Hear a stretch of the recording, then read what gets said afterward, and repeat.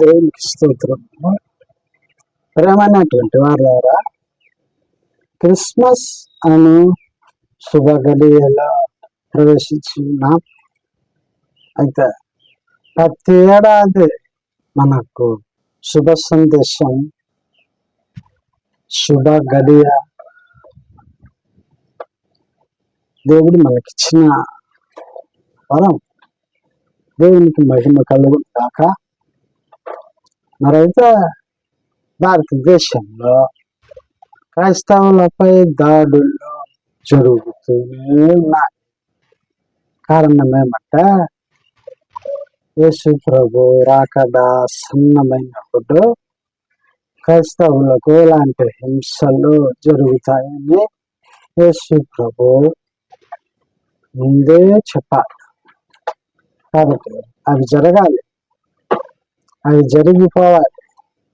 అవి జరగకుండా ఎవరో ఆపలేరు. అవి జరగాలి. కొంతమంది ఉగ్రతాపాత్రమైన ఘటములుగానే పుడుతున్నారు అంటుంది లేఖన.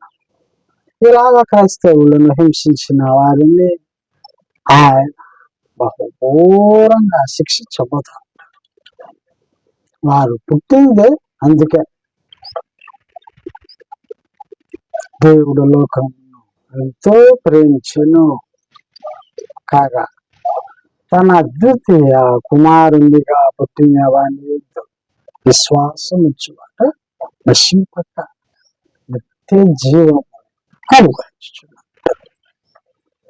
దేవునికి మహిమ కలుగును కాక. యేసు ప్రభు అని విశ్వసించిన వారు తప్పకుండా రక్షణ పొందుతారు. అనేక శ్రమల్లో తప్పింపబడతారు. దేవుడు వారిని కాపాడుతాడు. అయితే ఈనాడు ఈ మతోన్మాదులు క్రైస్తవులను హింసించుటకు కారణం జై శ్రీరామ్ అను మత మార్పిడి అనేటిది ఒక జోక్. ఇదొక కారణం చెప్తాను.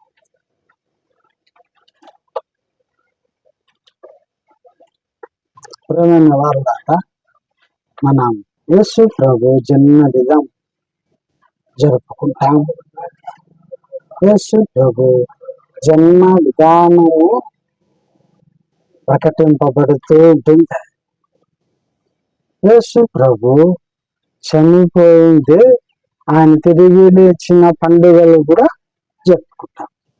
ఇవన్నీ మీరు చూచనగా మన కళ్ళ ఎదుట యెరూషలేములో జరిగిన కథ. ఇది సత్యం అని నిరూపిస్తాం. అయితే ఈ మతోన్మాదులు నిరూపించుటకు ఏమీ మరేం చేద్దాం? దేవుని వాక్యమే నెరవేరుతుంది. నా విషయమై అనేకుల చేత ద్వేషింపబడుదురు, అంతము వరకు సహించిన వాడేవిగా అడద్దాం. అతడే రక్షింపబడతాడు. దేవుని దృష్టికి మంచి వారైన వారంతా రక్షణ పొందుతారు. వారు దేవుని రాజ్యమునకు ఎంతో ముఖ్యమైన ఘటములు. దేవునికి స్తోత్రం. రక్షణను కాపాడుకుంటే ముఖ్యమైన వారిని ప్రభు దీవించును కాక.